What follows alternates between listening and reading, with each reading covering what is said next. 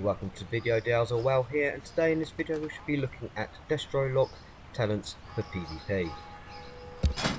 So these are my talents that I use at the minute. Obviously these are talents that I like and that I feel are best for PvP situations. You may feel some are different, so you may choose to roll other talents, but please feel free to use this as a guide and informative information. So starting with the first line, we have Flashover, Eradication and Soulfire. For this lot I have chosen Eradication, and what does that do? Well, it's a passive ability, which means we do not have to click anything, it is always up and running in the background. So Eradication, what does it do? Chaos Bolt increases the damage you deal to the target by 10% for 7 seconds. So every time that you fire a Chaos Bolt onto that target, on that target in particular, you will gain a 10% damage increase for 7 seconds. Down at level 30 we have a choice of Reverse Entropy, Internal Combustion and Shadow Burn. So for this one I have chosen Reverse Entropy, which is another passive ability. Your spells have a chance to grant you 15 haste for 8 seconds, so every time you cast in a spell there is that chance that it will proc, giving you that 15% haste for that 8 seconds, which also increases the time that reduces the time it takes for you to cast a spell. It would be rubbish if it did increase the time. I will not be choosing that talent. Right, level 45 you have a choice of Demon Skin, Burning Rush and Dark Pact. For this one I've chosen Demon Skin, which is another passive ability. So what is this one? Your Soul Leech Absorption now passively recharges at a rate of 0.5% of maximum health every 1 second. And may now absorb up to 15% of your maximum health. So, PvP situation, basically it's almost like having a priest's bubble on you. You get that 15% of your maximum health as an absorption shield. Obviously a very good one to have. So, level 60 you have Inferno, Fire and Brimstone and Cataclysm. This one I've chosen Cataclysm, which is a castable ability with a 40-yard range. The cast time on this is 1.9 seconds with a 30-second cooldown. So, what does Cataclysm do? Calls forth a Cataclysm at the target location, dealing 10,617 Shadow Flame damage to all enemies within 8 yards and inflicting them with Immolate. So straight away off the bat you have a good bit of damage there for the short cast time and with the short cooldown. Every enemy that is in front of you within that 8-yard radius will also be inflicted with Immolate, which, as you know, as a Destro lock, is our only dot that we have available.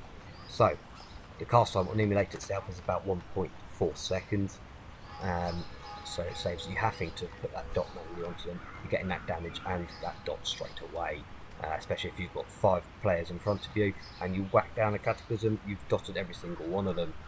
And I've done that before and I've put myself a nice killing blow from it without having to do anything to the target.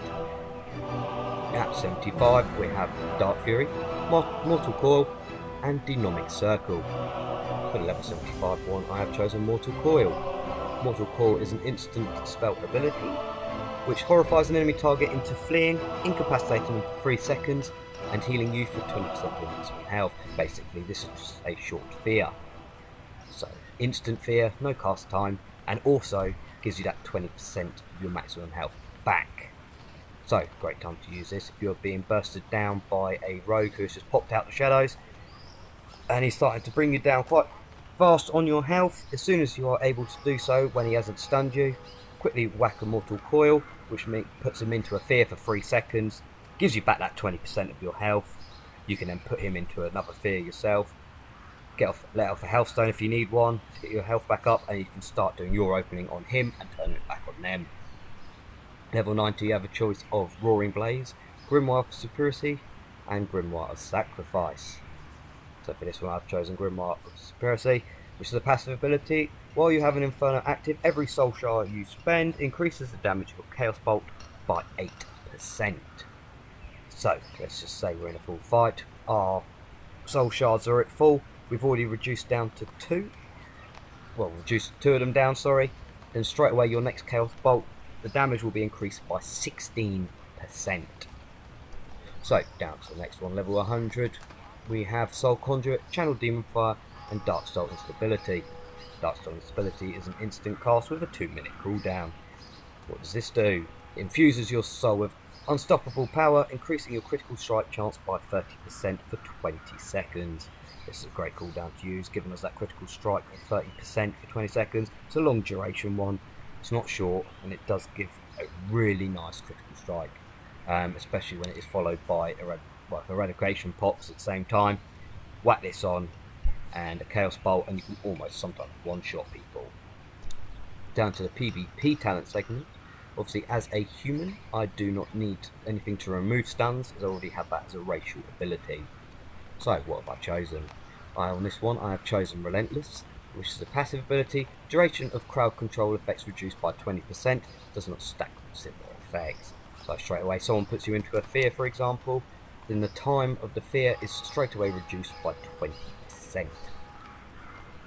Next one I've chosen is Focus Chaos. Chaos Bolt damage is increased by 65%, but no longer strikes additional targets afflicted by Havoc. Straight away off the bat, all I'm seeing is damage increased by 65%. The only thing is, obviously, it doesn't bounce onto the next person with Havoc, but I don't mind. I prefer to have that big hit and bring the target down.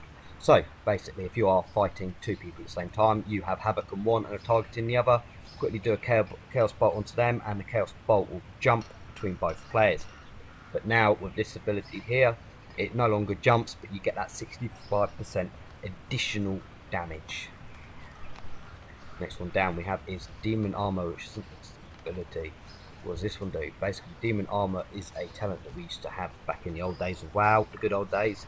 And this one protects the caster, increasing maximum health by 10%, increases armor by 150. Straight away, that's 10% extra health that we have, and increases our armor by 150%, which means we do not take as much damage. Next down we have Entrenched in Flame, which is a passive ability. Conflagrate roots the enemy target for 3 seconds. This does not break from damage. Basically rooting the target when they come onto you, and so whenever you fire Conflagrate, it has that chance to root the enemy, giving that distance, especially with melee based attackers, is absolutely brilliant. So these are the talents that I use. As said at the beginning of the video, these are the ones that I have chosen. Does not mean that you have to choose them yourself. It is more for your information as an informative video. So that wraps it up for this video. Thank you very much for watching. I hope you all enjoyed, and I hope that you took something back out of this video as well. So, as I said, don't feel obliged to follow these, but I do suggest sticking closely to them for the best results. Please like and subscribe this video, as it helps the little channel grow, and we'll see you in the next one. Thank you very much.